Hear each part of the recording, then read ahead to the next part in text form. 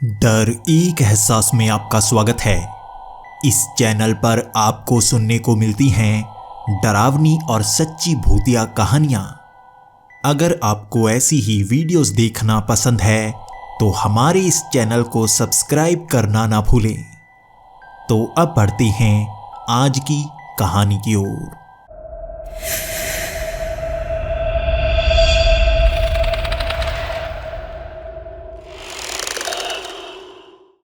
Hello दोस्तों, मेरा नाम सुमेध लाइश्रम है और मैं इम्फाल का रहने वाला हूँ। मैं यहाँ पर एक कस्टमर बेस्ड कंस्ट्रक्शन कंपनी में काम करता हूँ। हमारा काम है कहीं पर भी कंस्ट्रक्शन हो रही हो वहाँ पर प्रोजेक्ट लगाना या नई कंस्ट्रक्शन स्टार्ट करना। हम छोटे बड़े हर तरह के प्रोजेक्ट लेते हैं और धीरे धीरे हमारी कंपनी बड़ी होती जा रही है।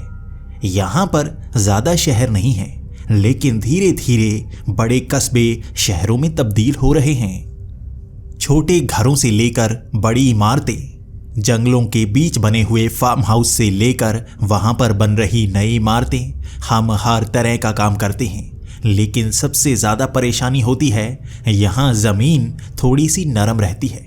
आसपास के जितने भी गांव हैं वहां पर ज़मीन का निरीक्षण करना पड़ता है और ये मेरा काम होता है। हमारे यहाँ लगभग 50 से 60 लोगों की टीम है। हर किसी का अपना अलग काम होता है। कभी कभी हमें मिलजुल कर काम करना पड़ता है।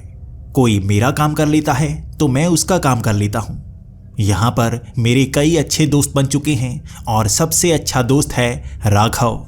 मैं हमेशा उसके साथ रहता हूँ और वो भी बहुत ज़्यादा मस्ती करता है। कभी कभी हम इकट्ठे ही नई कंस्ट्रक्शन के लिए जाते हैं। वहाँ पर काफ़ी एंजॉय करते हैं और अकेलेपन का कभी एहसास नहीं होता। अगर कोई दोस्त आपके साथ कहीं खाली जगह पर भी जा रहा हो तो ये पिकनिक की तरह ही तो हो जाता है। वहाँ पर आप बातें कर सकते हैं, समय व्यतीत कर सकते हैं, इसी के साथ काम भी होता ही रहता है और तनख्वाह मिलती है वो बोनस की तरह ही तो लगती है। हमें कभी कभी ऑफिस में बैठने का मौका तक नहीं मिलता। बाहर निकलकर हमेशा ज़्यादा काम रहता ही है। कभी कभी छोटे घरों का प्रोजेक्ट मिल जाना भी हमारी कंपनी के लिए अच्छा होता है। कभी कभी ऐसे सीज़न आते हैं जब कोई काम नहीं होता तो छोटे घरों की कंस्ट्रक्शन से भी हम काफ़ी पैसे कमा लेते हैं। जब भी वो कंस्ट्रक्शन खत्म होती है हमें अलग से बोनस मिलता है। इस बार हमारे बॉस ने राघव को अकेले ही जंगल के बीच में बने उस गांव में कंस्ट्रक्शन की ज़मीन को देखने के लिए भेजा था। मैं कहता रहा था कि मैं भी राघव के साथ जाना चाहता हूँ। उसे अकेले वहाँ भेजना अच्छा नहीं होगा, लेकिन मेरे लिए और भी कई काम थे जिसमें मैं व्यस्त रहने वाला था। लगभग 4 साल पहले भी यहाँ से हमें एक कंस्ट्रक्शन वर्क मिला था। उसे हमारी कंपनी पूरा नहीं कर पाई थी क्योंकि सही तरह से वो काम हो नहीं पाया था। हमारे बॉस को अब भी उस प्रोजेक्ट पर गुस्सा था। ये काफ़ी बड़ा प्रोजेक्ट था लेकिन हमारे हाथ से निकल गया और जो मालिक था उस ज़मीन का उसने वहाँ पर कंस्ट्रक्शन करवाई ही नहीं, उसे टाल दिया। अब 4 साल बाद वो दोबारा वहाँ पर कंस्ट्रक्शन करवाना चाहता था और ये मौका दोबारा हमारी कंपनी को ही मिला था। तो बॉस ने कहा था राघव वहाँ पर जाएगा, ज़मीन को अच्छी तरह से देखेगा, ब्लूप्रिंट तैयार करवाएगा, उसके बाद वापस आ जाएगा। ये काम काफ़ी बड़ा होने वाला था और राघव को इसमें बहुत सारा बोनस मिलता, इसीलिए वो अकेले भी जाना चाहता था। बार बार मुझे चिढ़ाता हुआ वो उस तरफ निकल पड़ा था और मुझे थोड़ा गुस्सा था। उसने अकेले ही इतना बड़ा प्रोजेक्ट ले लिया, ज़रूर चापलूसी की होगी, लेकिन चलो कोई बात नहीं, बाद में जब पार्टी करेगा तो पूरा हिसाब कर लूँगा इसका। उस गांव में कई बड़े बड़े ज़मींदार हैं, उनके पास बहुत सारा पैसा है। जंगल का कई इलाका उनके अधीन आता है और वहाँ पर वो बड़ी बड़ी फैक्ट्रियों की कंस्ट्रक्शन करवाना चाहते हैं। वो बड़ी फैक्ट्रियाँ बनाकर हमारे इस राज्य का भी बहुत ज़्यादा फ़ायदा कर सकते हैं। इसीलिए हमारी कंपनी भी इस तरफ ज़्यादा ध्यान दे रही थी और प्रोजेक्ट्स को थोड़ा लटका कर इसे पहले कर दें तो ज़्यादा अच्छा होगा। हमारी कंपनी ने यही सोचा हुआ था। लगभग 3 दिन तक राघव वहाँ पर रहा और चौथे दिन वो दोबारा ऑफिस आ गया, लेकिन उसका स्वभाव बदला बदला सा लग रहा था ऑफिस में वो किसी से बात नहीं कर रहा था, बस अपने डेस्क पर जाता, बैठकर फाइल्स को देखने लगता। कभी कभी मैंने ध्यान दिया उसने फाइल उल्टी पकड़ी हुई होती।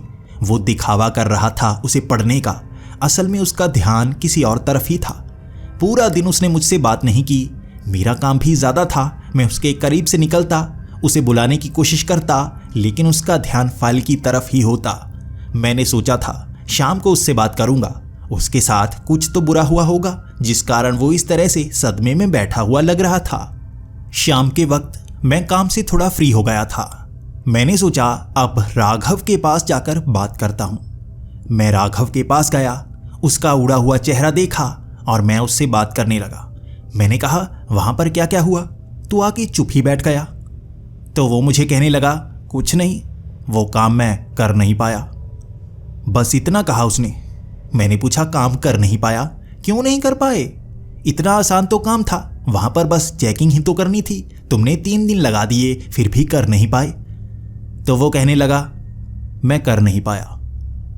बस इतने ही शब्द कहे जा रहा था, उसके चेहरे पर कोई एक्सप्रेशन नहीं था। धीरे धीरे मैं उससे हंसी मजाक की बातें करता रहा, लेकिन उसके चेहरे पर ना तो मुस्कान आ रही थी ना उदासी आ रही थी। तो मैंने कहा, तू इस तरह से आज उदास क्यों लग रहा है? हंस क्यों नहीं रहा? तो वो कहने लगा, तो मुझे मुस्कुराना चाहिए। हाँ, तू चेहरे पर हमेशा मुस्कान रखता है ना, आज मुस्कुरा क्यों नहीं रहा? मैंने ये कहा था, उसने चेहरे पर मुस्कान ला दी। देखने में यह साफ नकली सी मुस्कान लग रही थी, लेकिन लगातार बस वो मुस्कुराता ही जा रहा था। वो बातें भी बहुत अजीब तरह से कर रहा था, जैसे वो बिल्कुल सन्न सा हो चुका हो। तभी मैंने कहा, कोई नशा वशा तो नहीं किया ना तूने? आज मुझे लग रहा है तूने जैसे कोई नशा किया हो, तू सुन्न सा हुआ पड़ा है। तो वो कहने लगा, नहीं नहीं, कुछ नहीं किया मैंने, बस खाना खाकर आया हूं घर से, और तो कुछ नहीं किया। मैं लगभग आधा घंटा उससे बात करता रहा था, लेकिन उसका स्वभाव पूरी तरह से बदल चुका था। वो कभी भी इस तरह से सन्न होकर नहीं बैठता, हमेशा मजाक करता रहता है। खुश दिल इंसान था वो, लेकिन आज वो एक तरह से बैठा हुआ था जैसे हाव भाव कहीं गुम ही हो गए हों। मैंने बॉस को ये बात बताई। बॉस भी काफ़ी ज़्यादा गुस्सा थे। 3 दिन काम करके आया और प्रोजेक्ट को पूरा भी नहीं किया। उन्होंने बहुत चिल्लाया था उस पर। मैं साथ में खड़ा था। मैं हमेशा जानता हूं कि राघव किस तरह से वापस जवाब देता है। हमेशा जब भी उसे कोई कोसता है, डांटता है, वो उसे सहन नहीं होता। वो पलटकर ज़रूर जवाब देता है, लेकिन आज वहाँ पर वो सन्न खड़ा था। उस पर बॉस गालियाँ दिए जा रहा था, वो कोई जवाब नहीं कर रहा था। वो तो रिएक्ट तक नहीं कर रहा था। चेहरे के हाव भाव उड़ चुके थे। इतना सब कुछ होने के बाद उसे वापस अपने कैबिन में भेज दिया गया। मैं उसके पास गया, उससे पूछने लगा, क्या तुझे ज़्यादा बुरा लगा? तेरे हाव भाव बिल्कुल उड़े हुए हैं। तो वो कहने लगा, तूने कहा था ना मुस्कुराते रहना, तो मैं चेहरे पर मुस्कुराहट ला रहा था, मेरा ध्यान उस पर था। तो मैंने कहा, पागल है क्या? अगर मैं तुझे कहूँगा अपने मुंह पर झांपड़ लगा, तू लगाएगा? मैंने बस ये कहा था और उसने अपने मुंह पर झांपड़ लगा दिया। मैं हैरान और परेशान था, राघव को हुआ क्या है? वो जैसे पागल हो चुका था। पहले मुझे लगा वो मजाक कर रहा है। मैंने कहा, एक और झांपड़ लगा। उसने एक और झांपड़ लगाया और इस बार बहुत जोर से। पूरे ऑफिस में वो आवाज़ गूंज गई थी। हर कोई हमारे पास आकर ये पूछ रहा था, तो मैं लड़ाई चल रही है, कौन यहाँ पर झांपड़ लगाए जा रहा है? मैंने मजाक मजाक में बात बदल दी कि हम तो इस नोटबुक पर हाथ मार रहे थे। किसी को मैं ये बताना नहीं चाहता था कि राघव के साथ कुछ हुआ है। उस गांव में जाने के बाद कुछ तो हुआ है उसके पास। वो बस एक जगह टकटकी लगाए देखता रहता। उसे जैसे होश ही नहीं रहता। पूरा दिन वो काम नहीं कर पाता और इसकी सबसे ज़्यादा खुशी जितेंद्र को हो रही थी। जितेंद्र हमारे साथ ही काम करता था और उसका लक्ष्य था हमसे ऊपर निकल जाना। वो चाहता था कि जो प्रोजेक्ट्स हमें दिए जाते हैं उसे मिले ताकि वो ज़्यादा बोनस कमा पाए। वो हमसे बहुत ज़्यादा जलता था और आज बार बार आकर वो हम पर हंसी जा रहा था। बार बार हंसने के बावजूद भी मैं समझ नहीं पा रहा था वो क्यों ऐसा कर रहा है, लेकिन राघव के तो हाव भाव उड़ चुके थे। उसे जैसे होश ही ना हो। वो सन्न। मैं क्या करता, मैं जैसे अकेला पड़ चुका था और जितेंद्र बार बार आकर तंग करता रहता। उस शाम हमें खबर मिली थी उसी प्रोजेक्ट को दोबारा करने के लिए जितेंद्र वहां पर जाने वाला है। कल सुबह वो वहां से निकलेगा, 2 दिन में काम निपटा कर वापस आ जाएगा। और मुझे इसका बहुत बड़ा झटका लगा था। मुझे पहले महसूस हुआ था जैसे ये प्रोजेक्ट अगर दोबारा मिला तो मुझे मिलेगा, लेकिन ये जितेंद्र को मिल चुका था। मैं निराश हो चुका था। मैंने ये गुस्सा राघव पर निकाला, लेकिन राघव तो सन्न हुआ पड़ा था। वो इसी तरह घर को निकल चुका था। उस रात मैं बहुत ज़्यादा दुखी, और अगले दिन जितेंद्र उस प्रोजेक्ट को करने के लिए उस गांव की तरफ निकल पड़ा। उसने 2 दिन में शायद वो प्रोजेक्ट कर लिया था। तीसरे दिन सुबह वो ऑफिस में था। मैं उससे बात नहीं करना चाहता था क्योंकि वो प्रोजेक्ट पक्का ही पूरा करके आया होगा। तभी वो मेरे पास आएगा, मेरा मजाक उड़ाएगा और ज़्यादा बोनस की बात करेगा। वो हमेशा ऐसा ही करता है। लेकिन पूरा दिन बस वो अपने कैबिन में बैठा रहा, ना बाहर निकला, ना बॉस के पास गया। उसने कोई रिपोर्ट सबमिट करवाई ही नहीं, जो सबसे ज़्यादा हैरानी की बात थी। शाम होते होते मेरे मन में भी कई सवाल उठने लगे। मैं सोचने लगा क्यों ना जितेंद्र के पास जाऊं, उस गांव के बारे में पूछूं। भले ही थोड़ा सा मजाक उड़ाएगा, लेकिन जानकारी तो प्राप्त करूंगा राघव के साथ हुआ क्या है। लेकिन जितेंद्र के कैबिन में पहुंचते ही मैं हक्का बक्का रह चुका था। उसने फाइल उल्टी पकड़ी हुई थी, उसे पढ़ने का नाटक कर रहा था। बहुत समय तक वो ऐसा करता रहा। पहले तो मुझे लगा वो नकल कर रहा है राघव की, लेकिन नहीं। जब मैंने उससे बात करना शुरू कर दिया, वो भी सन्न पड़ा था। उसकी आंखें एक जगह पर टिक जाती, वो हिलती नहीं। वो किसी एक ही चीज़ को घूरता रहता।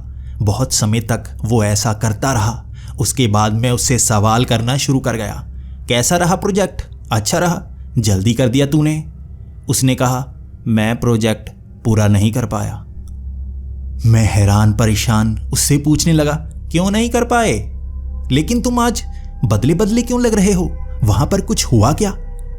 उसने कहा, नहीं, बस मैं प्रोजेक्ट पूरा नहीं कर पाया। उसका चेहरा भी बिल्कुल साधारण लग रहा था, कोई हाव भाव नहीं। 1-2 बार मैं चिल्लाकर उससे सवाल करने लगा, लेकिन उसने ठंडे स्वभाव से ही जवाब दिया। वो भी राघव की तरह सन्न पड़ा हुआ था, जैसे कोई हाव भाव शरीर में हो ही ना। वो पलकें भी झपका ही नहीं रहा था, टकटकी लगाए बस सामने देखे जा रहा था। उसके बाद मैंने कई सवाल किए, लेकिन उसके जवाब अजीब से।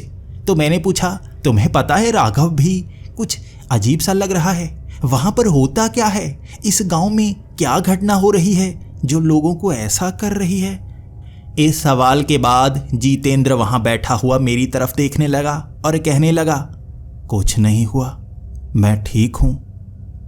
बस ये कहा और मैं उसके कैबिन से बाहर आ गया था। मुझे महसूस हुआ था यहाँ कुछ तो गड़बड़ है। उस गांव में जाने के बाद इसके हाव भाव भी बदल चुके हैं। जितेंद्र को भी बॉस ने अपने कैबिन में बुलाया, बहुत गालियां दी। बाहर से मैं उसका चेहरा देख रहा था। बॉस बहुत ज़्यादा गर्म हो चुका था, लेकिन जितेंद्र बिल्कुल ठंडा। वो तो कब से ये सोच रहा था कभी किसी के साथ लड़ाई हुई तो वो ये काम छोड़ देगा और अपनी कंपनी ही बना लेगा, लेकिन नहीं।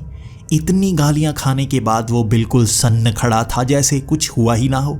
बाद में वो अपने कैबिन में आकर बैठ गया। छुट्टी का समय हो रहा था और मेरे मन में कई सवाल उठ रहे थे।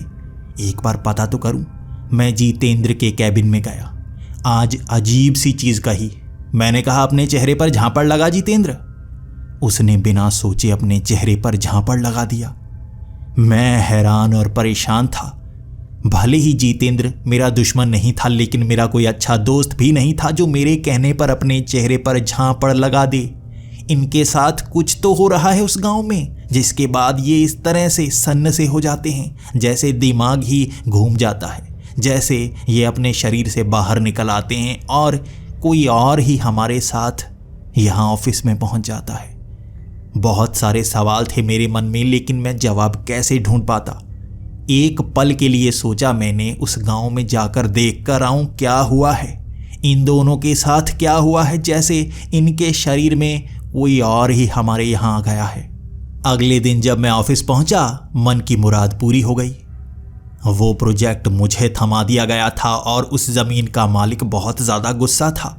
मुझे मेरे बॉस ने कह दिया था, अगर तुम ये प्रोजेक्ट नहीं कर पाए सबको निकाल दूंगा। सब निकम्मे हो गए हैं, वहाँ जाते हैं प्रोजेक्ट पूरा नहीं करते, वहाँ पर कोई मैप तैयार करके आते ही नहीं। अगर तुम करके नहीं आए तो जो सैलरी रुकी हुई है वो मैं खा जाऊंगा, किसी को कोई सैलरी नहीं मिलेगी।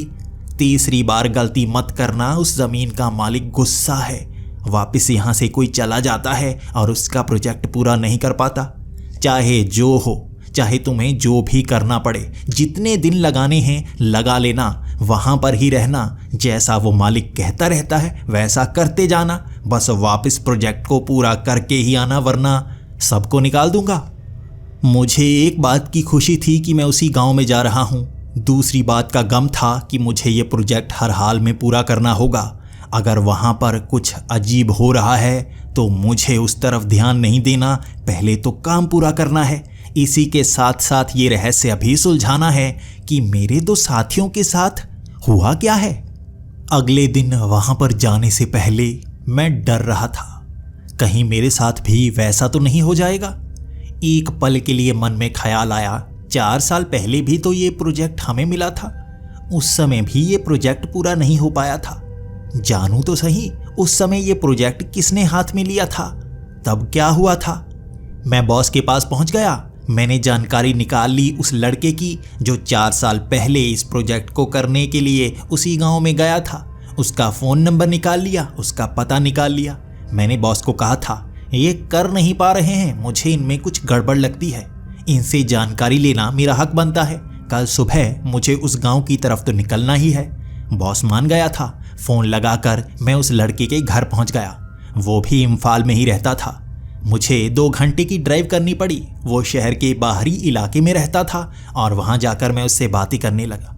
पहले तो उसे खुशी हुई कि मैं इस कंपनी से आया हूँ, लेकिन जैसे ही मैंने बात उस प्रोजेक्ट की वो घबराने लगा था। वो बार बार इधर उधर झांके जा रहा था, बार बार अपने घर के पर्दे लगा देता, खिड़कियों की तरफ झांकने लगता, दरवाजे के नीचे की तरफ देखने लगता, दरवाज़ा खोलकर बाहर भी झांकने लगता, कोई उसे देख तो नहीं रहा। बार बार मुझे चुप करा देता कि उस घटना के बारे में इतने सवाल मत पूछो, जब मैं बताना चाहूँगा खुद बता दूंगा।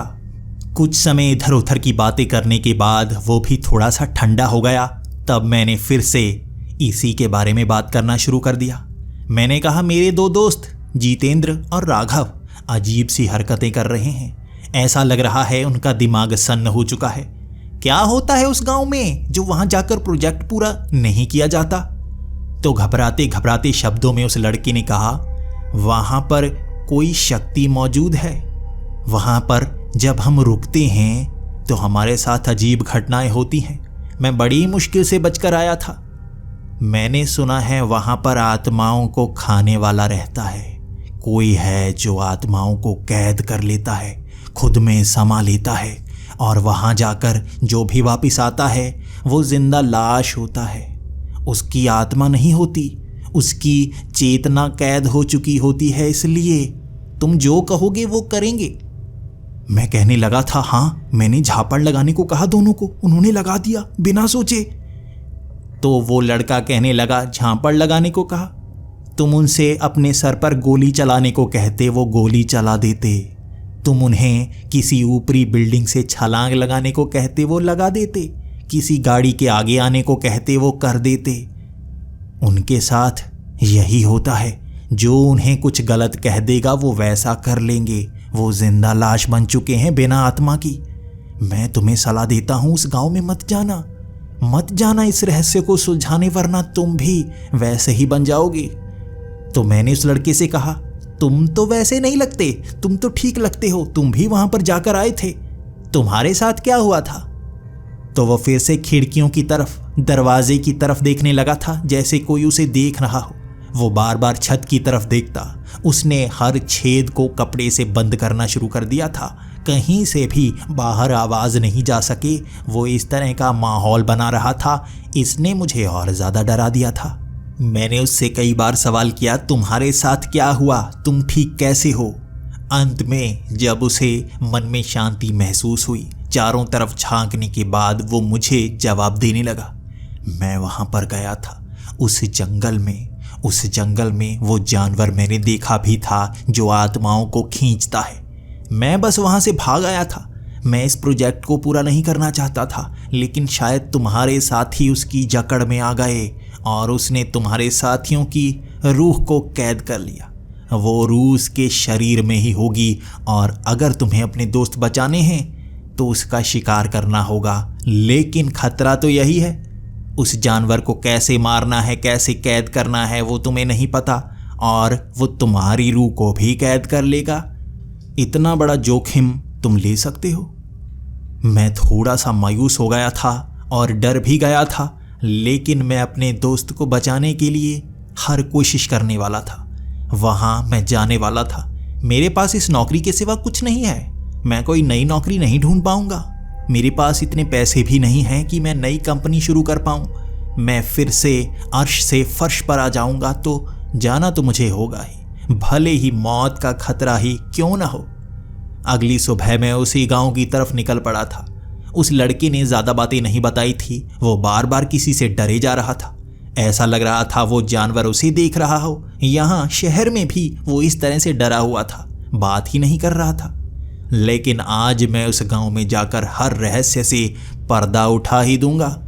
लगभग 4 घंटे लगे मुझे उस जंगल में पहुंचने में और 2.5 घंटे लगे उस गांव तक पहुंचने में। रास्ता बहुत ज़्यादा टूटा हुआ था। मुझे एक बार तो बैलगाड़ी का इस्तेमाल ही करना पड़ा। वो गांव की तरफ जा रहे लोग मुझे उस बैलगाड़ी में बिठाकर वहां तक ले ही गए थे। ज़रूर बाद में वहां पर सड़कें बना दी जाएंगी जब वो बड़ा प्रोजेक्ट हो जाएगा। ये कोई बड़ा ज़मींदार लगता है जो वहां पर एक फैक्ट्री लगाना चाहता है, कई अलग अलग चीज़ों की फैक्ट्री, और उसे वो किराए पर देकर अच्छा पैसा कमाना चाहता है।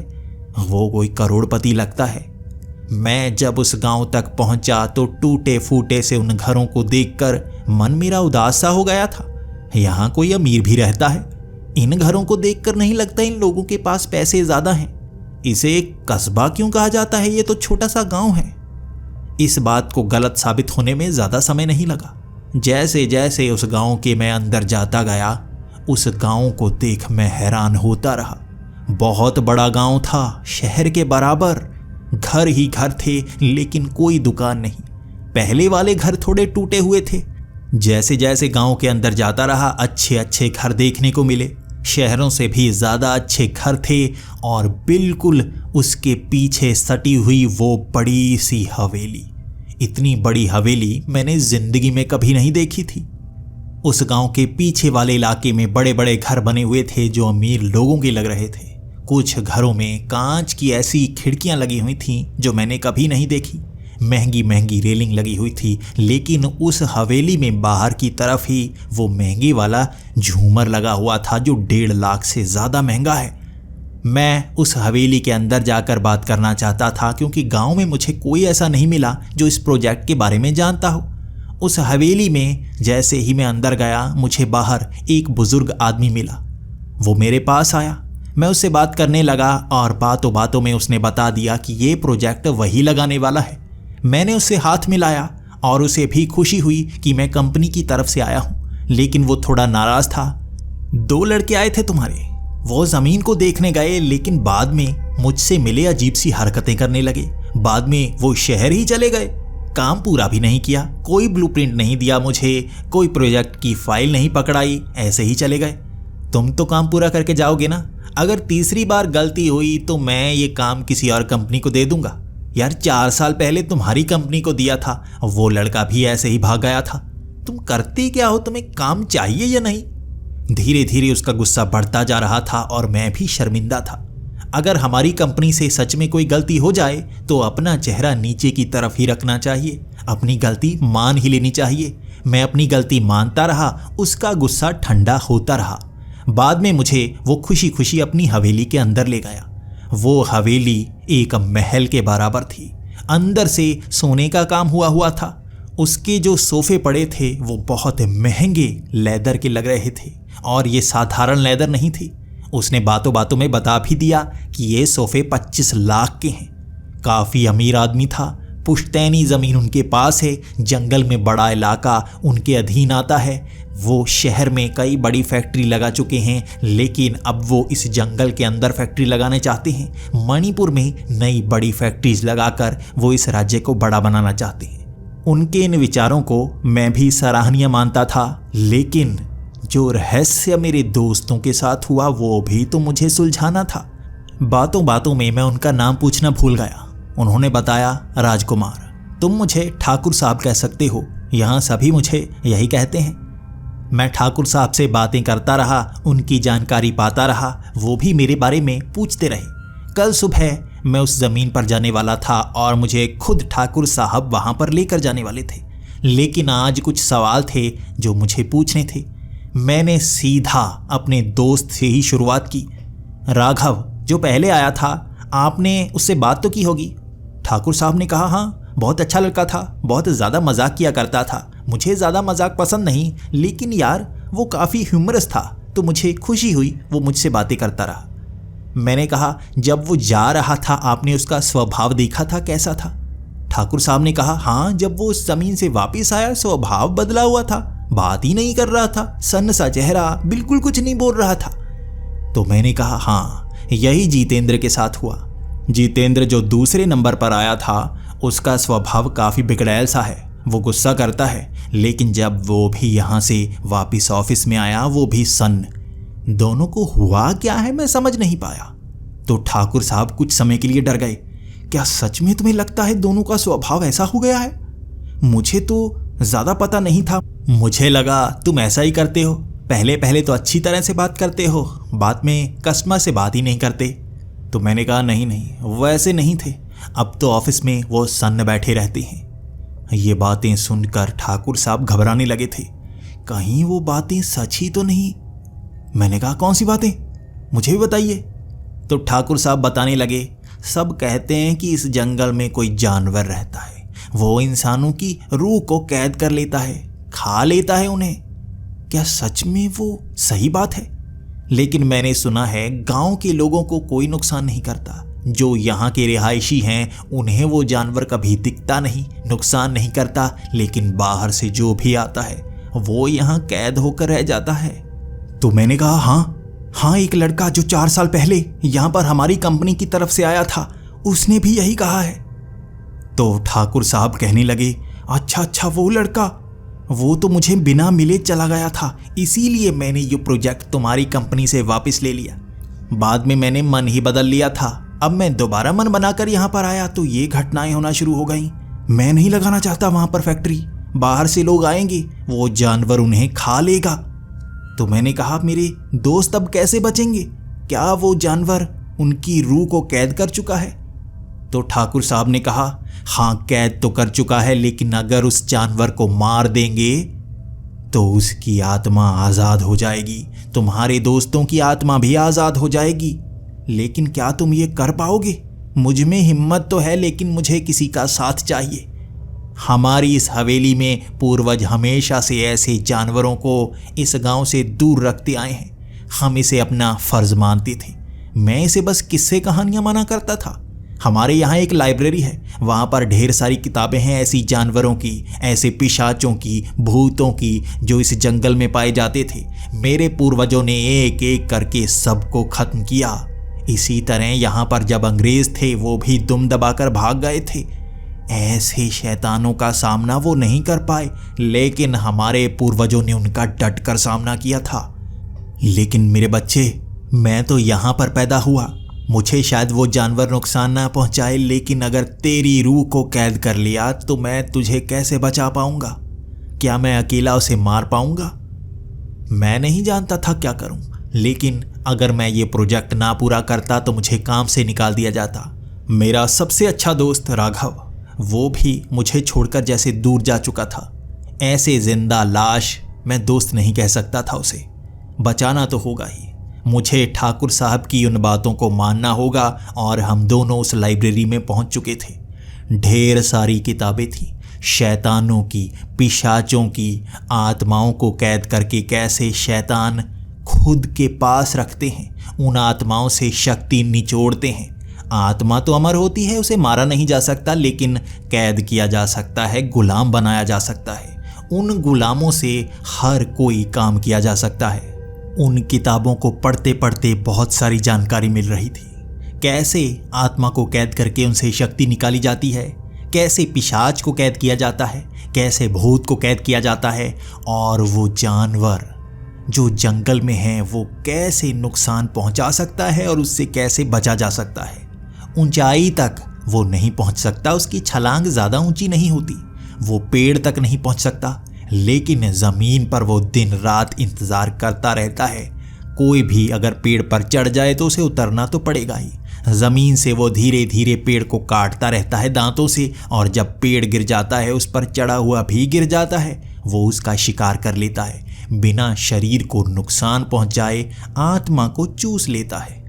जानकारी तो मुझे बहुत मिल गई थी, लेकिन उसे मारना कैसे है ये जानकारी किसी किताब में नहीं थी।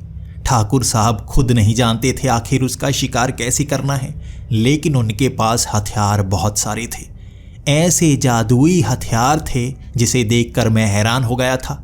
एक तलवार जो हमेशा धुआं छोड़ती रहती, और उस धुएं में जैसे छोटे छोटे कीट बड़ी जल्दी मर जाते। वो धुआं हमारे शरीर को छूता, अचानक उसमें समाना शुरू हो जाता और शरीर का रंग बहुत ज़्यादा लाल होने लगता। जो जानवर उस धुएं के पास आ जाते वो बेहोश हो जाते, और ठाकुर साहब ने कहा था इस धुएं से हम उसे बेहोश कर सकते हैं, लेकिन उस पर असर करेगा मुझे नहीं पता। हमें और भी हथियार लेने होंगे। ये बंदूकें हैं, जो भी तुम लेना चाहो ले सकते हो। हमारे पूर्वजों ने हर सामान यहाँ पर रखा हुआ है। उस बड़ी हवेली का आधा हिस्सा इस तरह की किताबों, हथियारों से भरा हुआ था। वहाँ पर एक लेबॉर्ट्री बनी हुई थी, जहाँ किसी ज़माने में ऐसी आधुनिक तकनीक पर काम किया जाता था। वहाँ अस्त्रों की जानकारी भी बताई गई थी। इतनी बड़ी जानकारी इतनी जल्दी मैं पा नहीं सकता था। आधी रात तक हम उस सोफे पर बैठे किताबों को पढ़ते हुए जानकारी इकट्ठा कर रहे थे, और अगली सुबह हम उस ज़मीन को देखने के लिए जंगल के अंदर जाने वाले थे। डर मुझ में ज़्यादा था, ठाकुर साहब में नहीं। वो तो यहाँ के पले बड़े हैं, आत्मा तो मेरी कैद होगी ना। अगली सुबह जैसे ही सूरज चढ़ा, लगभग 6 बजे हम उस ज़मीन की तरफ निकल पड़े थे। हमें चलकर ही वहाँ तक जाना था, क्योंकि ठाकुर साहब ने बताया था जैसे ही फैक्ट्री का काम शुरू होगा, पेड़ कटवा कर वहाँ पर एक छोटी सी सड़क बनवा दी जाएगी। लेकिन उससे पहले हमें ये रास्ता नापना था इन घास के बीच से। पेड़ों के बीच से निकलते हुए लगभग 45 मिनट लगे हमें। हम उस जगह तक पहुँच गए थे। ये सपाट सा मैदान था जिसे हम छोटी सी पहाड़ी कह सकते हैं। इसी जगह पर वो बड़ी सी फैक्ट्री लगने वाली थी, और यहाँ आसमान बिल्कुल साफ नज़र आ रहा था। आसपास छोटी छोटी ऐसी ही पहाड़ियाँ थीं, लेकिन इस पहाड़ी पर कोई पेड़ नहीं लगा हुआ था। बिल्कुल सपाट सा मैदान।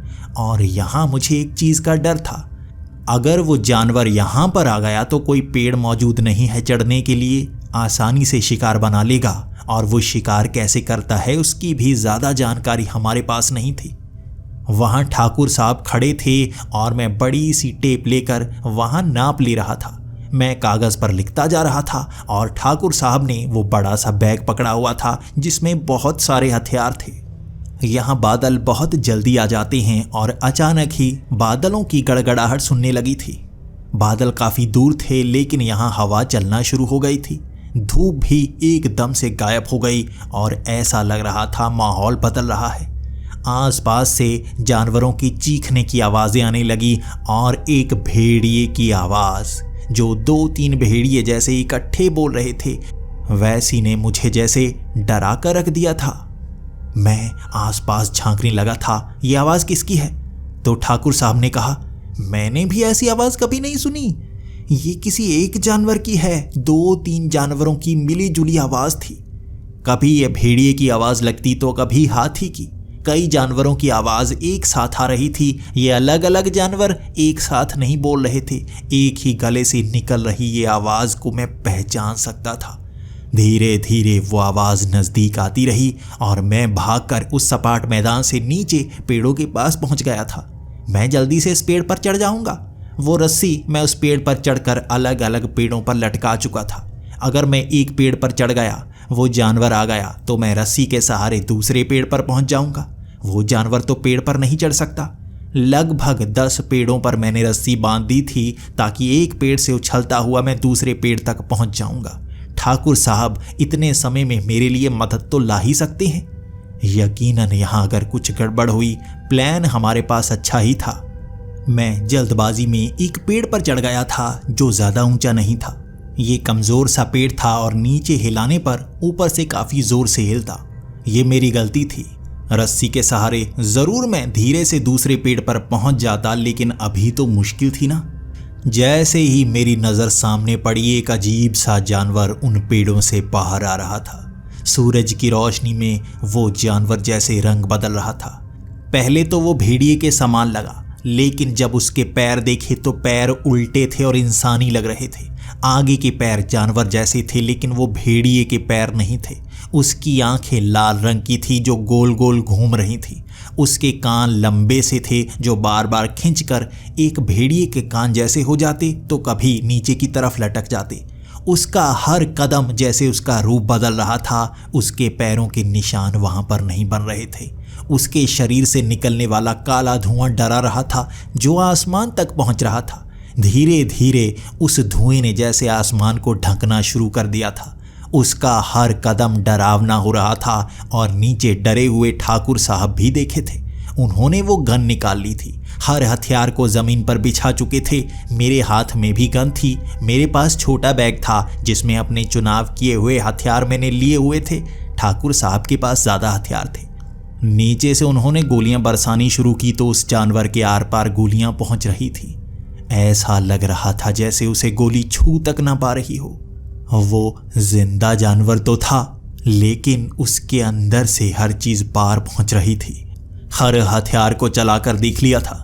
जैसे ही वो धुआं किया था, उसका जो काला धुआं था थोड़ा सा छटा था।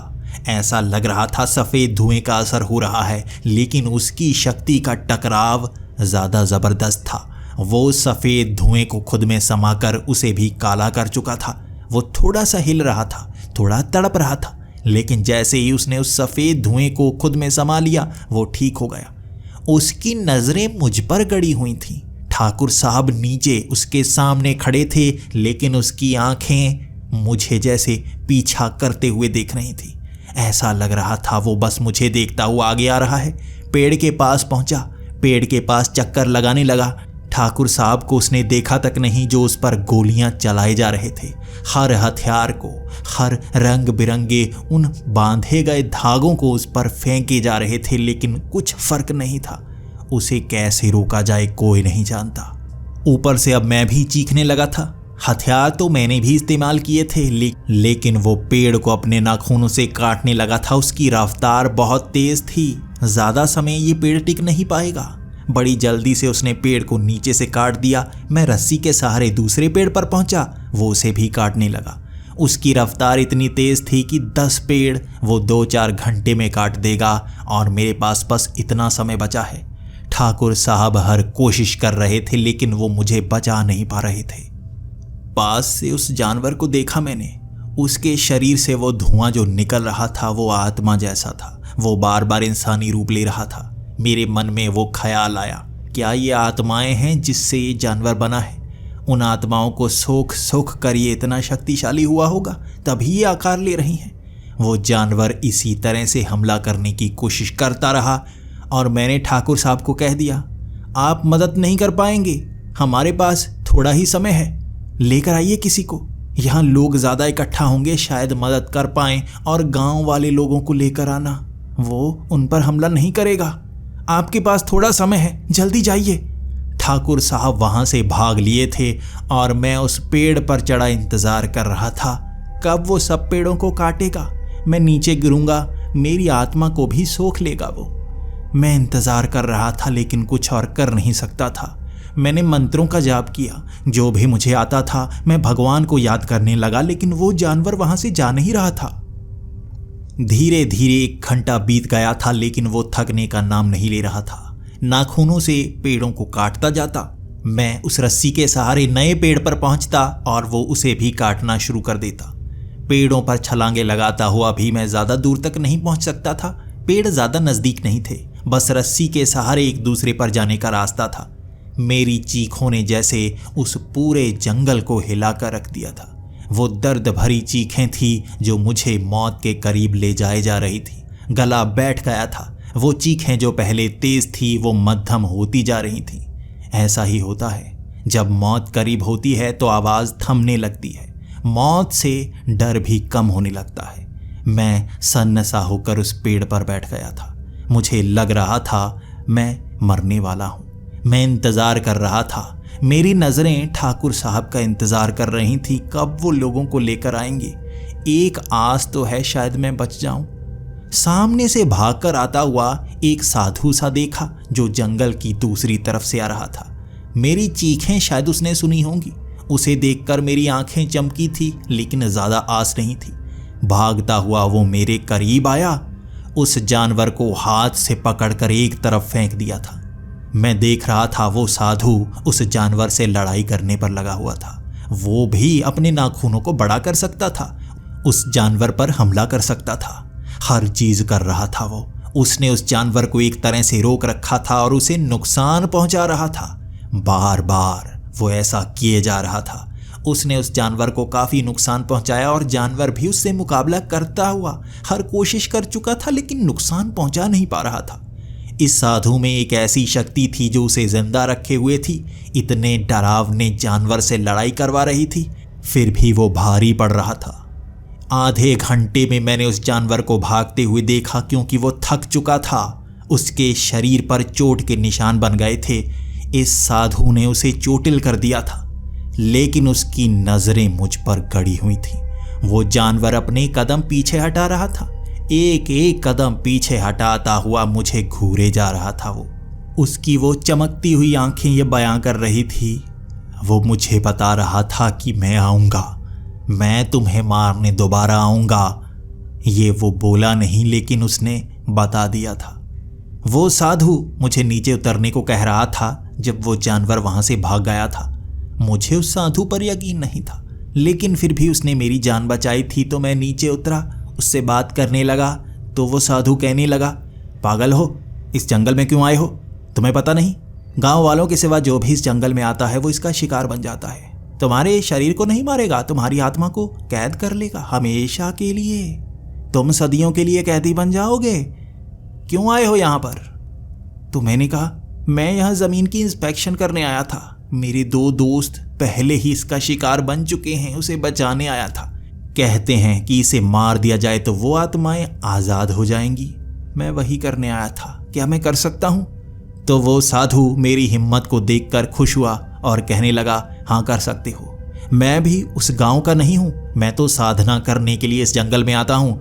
और वो इंसान जिसकी आत्मा उसके शरीर से बाहर हो, अधूरी छूती हुई आत्मा जो चेतना से जुड़कर इस शरीर को शक्ति देती हो, वो इसे मार सकता है। तुम्हें क्या लगता है मेरी आत्मा इस शरीर के अंदर है? बस महसूस कर पा रहा हूं, इसीलिए इससे लड़ पाया। ये मेरा कुछ नहीं बिगाड़ सकता। ये आत्माओं का शिकार करता है और जिसकी आत्मा शुद्ध हो जाती है, अलग हो जाती है, ये उससे डरता है। इसीलिए गांव वालों को शिकार नहीं बनाता।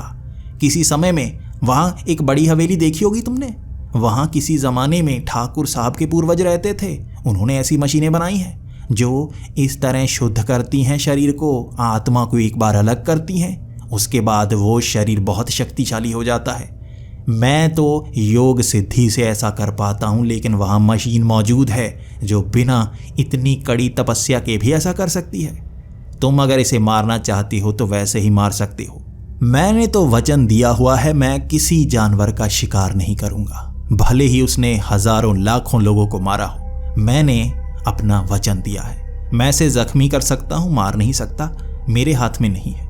लेकिन तुम्हें मैंने बता दिया है रास्ता, अगर तुम कर पाओ तो कर लेना।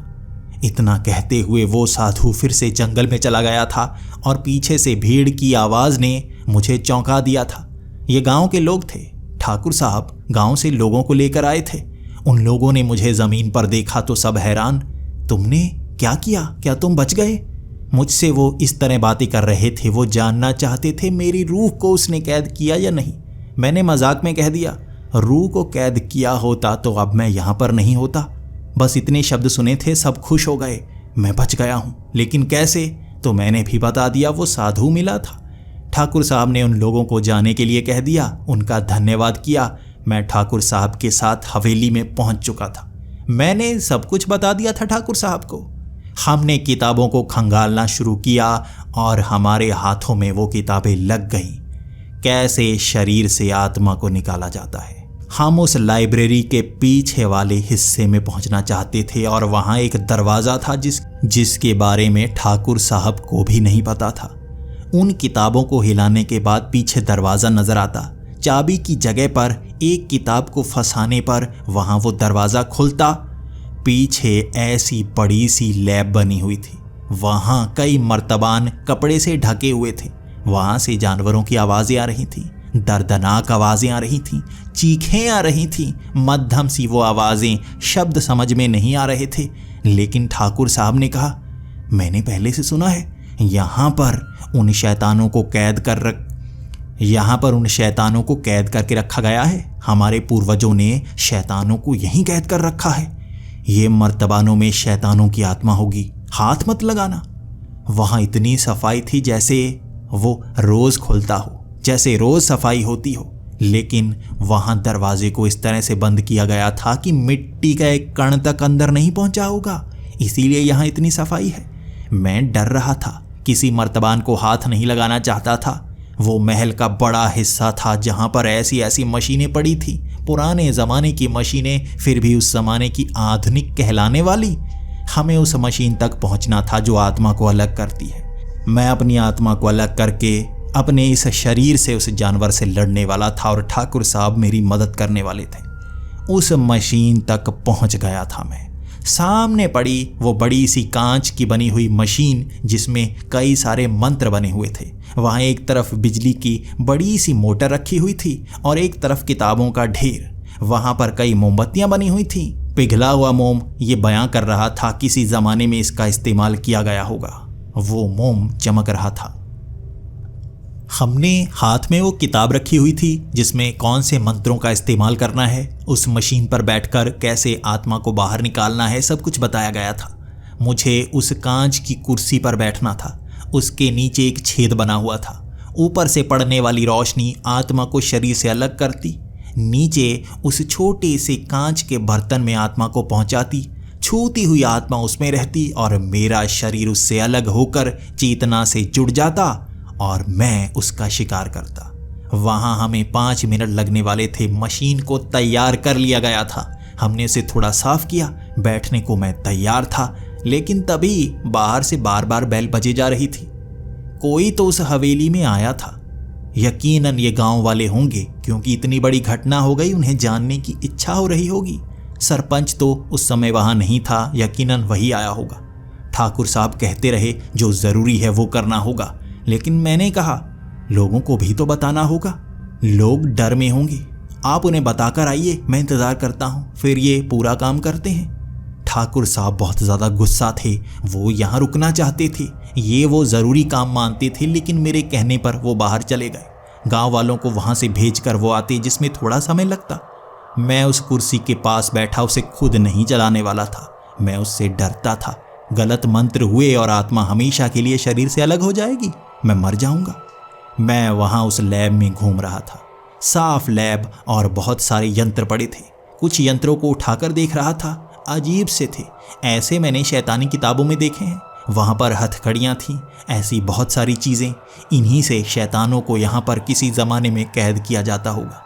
आगे से उन मर्तबानों में आ रही आवाज़ें मुझे कब से परेशान किए जा रही थी। एक पल के लिए मन में ख्याल आया, कैसे कैसे शैतान रहे होंगे, एक बार देखूं तो सही। उन मर्तबानों के पास पहुंचकर उन पर रखा हुआ कपड़ा हटाने का मन तो था, लेकिन डर बहुत रहा था। उन्हें देख भी पाऊंगा, कहीं देखते ही डर तो नहीं जाऊंगा। कहीं वैसे ही जानवर को भी कैद किया तो नहीं इन्होंने। वैसी आवाज़ कहाँ से आ रही होगी? यहाँ बहुत सारी आवाज़ें थी, समझ में नहीं आ रहा था। मैंने एक मर्तबान से कपड़ा उठा ही दिया। उसके अंदर सफ़ेद सी रोशनी थी। उस मर्तबान में क्या था समझ में नहीं आ रहा था, लेकिन करीब पहुँचते ही आँखों से देखने पर अंदर जैसे पूरा सीन चल रहा था। ये किसी की यादें थीं जो मुझे नजर आ रही थी। कोई जो बच्चे की तरह खेला, किसी ने कहीं पर काम किया। ये इंसानी आत्मा थी जो वहां मर्तबान में कैद की हुई थी। दूसरे मर्तबान से कपड़ा उठाकर मैंने देखा, वहां पर भी ऐसा ही किसी इंसानी आत्मा को यहां पर कैद किया गया था। एक और मर्तबान को मैंने ऐसे ही देखा और धीरे धीरे एक मर्तबान तक पहुंचा। ये मेरे दोस्त राघव की आत्मा थी जो इस मर्तबान में कैद थी। मैं सोचने को मजबूर हो गया, यहां हो क्या रहा है। मैं उस मर्तबान को घूरता रहा। किसी आत्मा से किसी खास तरह के दृश्य को देखा जा सकता है। कुछ ही पलों में मैं ये जान गया था। मैं ये मन में सोच रहा था कि राघव के साथ क्या हुआ होगा। वैसा ही दृश्य उसकी आत्मा मुझे दिखाने लगी थी। उससे मध्यम सी आवाज़ों को मैं पहचान नहीं पा रहा था, लेकिन दृश्य मुझे दिखा। राघव को भी इसी तरह जंगल में ले जाया गया। वो शैतान उसे पकड़ने की कोशिश करता रहा। उस शैतान ने पकड़ा नहीं। एक साधु आया जिसने बताया उस जानवर से पीछा छुड़ाने के लिए आत्मा को पीछे छोड़ना होगा। राघव इसी मशीन पर बैठा था। उसकी आत्मा भी निकली थी। उसकी आत्मा को मर्तबान में कैद ठाकुर साहब ने किया था। वो यहाँ आत्माओं को कैद करता है। राघव की आत्मा ने मुझे वो दृश्य भी दिखाया जब ठाकुर साहब ने सब कुछ बताया था उसे। वो यहाँ आत्माओं को कैद करके उनकी शक्ति का इस्तेमाल करता है। वो शैतानों को खुद बनाता है। इसी तरह शैतानों को अलग अलग हिस्सों में छोड़ता है, उन्हें पकड़ने के पैसे लेता है, लोगों को बर्बाद करता है। और इतना अमीर इसी तरह से ये खानदान रहा है हमेशा से। मैं नहीं जानता था क्या करूं। मैंने अपने दोस्त का वो मर्तबान वहां तोड़ दिया। वो सफ़ेद रोशनी जैसे छत के सहारे आसमान में चली गई थी। मैंने कई मर्तबानों को तोड़ा। मैंने जितेंद्र के मर्तबान को भी तोड़ा। मैंने कई और मर्तबान तोड़े, लेकिन यहाँ बहुत सारे मर्तबान थे। कांच की ये आवाज़ों ने ठाकुर साहब को अंदर लाने पर मजबूर कर दिया। वो अकेले आए थे। मुझे नहीं पता गांव वालों को क्या कहा होगा उन्होंने, लेकिन भागते हुए वो यहाँ पर आए। मुझ पर चिल्लाने लगे, ये क्या किया? शैतानों को आज़ाद कर दिया? तुम ये क्या कर रहे हो? डर गए थे क्या? डरो मत, यहाँ इन जानवरों से डरो मत। तो मैं कहने लगा, जानवर? कौन से जानवर? ये इंसानी आत्माओं को कैद करते हो और इन्हें जानवर बोलते हो। मुझे पूरी सच्चाई पता चल गई है। मैंने ये शब्द कहे थे, ठाकुर साहब के चेहरे के हाव भाव बदलते देखे थे। वो मासूम डरा हुआ चेहरा शैतानी चेहरे जैसा लगने लगा था, जैसे किसी दरिंदे का चेहरा हो जो इंसानों को मारकर उनकी आत्मा को कैद कर रहा हो। चेहरा बेखौफ हो चुका था। मुझे पकड़ने की कोशिश कर रहे थे ठाकुर साहब, लेकिन 60 साल का कोई बूढ़ा मेरा मुकाबला नहीं कर सकता। पकड़ पकड़ कर पटका था मैंने उन्हें। सर पर चोट लगी, थोड़ा बेहोश हुए तो मैं वहां से भाग निकला। मैं शहर भाग निकला था। मैंने पुलिस को बताया, लेकिन मैं ये नहीं बता सकता था आत्माओं को कैद किया गया है। मैं बस ये बता पाया था कि वहाँ ठाकुर साहब ने मुझे बंदी बना लिया था। वो इसी तरह से इंसानों को बंदी बनाते हैं, कुछ पिलाते हैं जिससे लोगों के दिमाग खराब हो जाते हैं। मैं पुलिस वालों को कह रहा था मेरे 2 दोस्तों के साथ ऐसा हुआ है। पुलिस वाले मेरे ऑफिस में पहुंचे थे। राघव और जितेंद्र ठीक हो चुके थे और वो ये बता नहीं सकते थे उनकी आत्मा को कैद किया गया है। हम पागलों जैसी बात नहीं कर सकते थे। और उसके बाद पुलिस वालों को सही से बताया गया कि उन्हें भी बंदी बनाया गया था, लेकिन वो डर गए थे। उसके बाद पुलिस ने उस हवेली में छापा मारा। कोई मर्तबान नहीं मिला, कोई किताब नहीं मिली। ठाकुर साहब वहीं थे और ये कहे जा रहे थे मैंने किसी को बंदी नहीं बनाया। लेकिन पुलिस वाले पैसों के दम पर थोड़ा घबरा से गए थे। सबूत कोई नहीं था उनके पास। हम भी झूठे साबित हो ही गए। पुलिस वाले उस हवेली से जा चुके थे। गांव वाले हमारी बात पर यकीन नहीं कर रहे थे। ठाकुर साहब मुस्कुराते हुए मेरे करीब आकर बोले थे, जिन्हें बचा सकते थे बचा लिया, तुम्हारा काम तो हो गया ना, अब निकलो यहाँ से। वो प्रोजेक्ट मैं किसी और कंपनी को दे दूंगा, जैसा मैं पिछले कई सालों से करता आया हूँ। यहाँ कितने लोग आए हैं, मेरा काम तो होता रहेगा, कोई बच नहीं पाएगा। तुम अपना काम करते रहो, जिंदा हो जिंदा ही रहो। ठाकुर साहब के चेहरे पर वो मुस्कुराहट मुझसे देखी नहीं जा रही थी। एक पल को मन में किया जैसे अभी उसे जान से मार दूं, लेकिन मैं कोई मुजरिम नहीं हूं। मैंने अपने दोस्तों को बचा लिया था, खुद जिंदा बच गया था। इसकी कंप्लेंट कर सकता था, वो कर दी थी मैंने, लेकिन ये सबूत गायब कर चुका था। कहाँ गए वो सबूत मैं नहीं जानता, लेकिन ये वही काम दोबारा करता रहेगा। मैं तो शहर आ गया था, लेकिन आज भी मुझे वो ख्याल जीने नहीं देते। वो आज भी वहां पर इंसानी आत्माओं को कैद करता होगा। कभी कभी ख्याल आता है भलाई के लिए क्यों ना वहां पर उसका भांडा फोड़ कर ही दूं, लेकिन करूंगा कैसे मैं, ये जवाब मुझे कभी नहीं मिल पाया। क्या आपके पास वो जवाब है?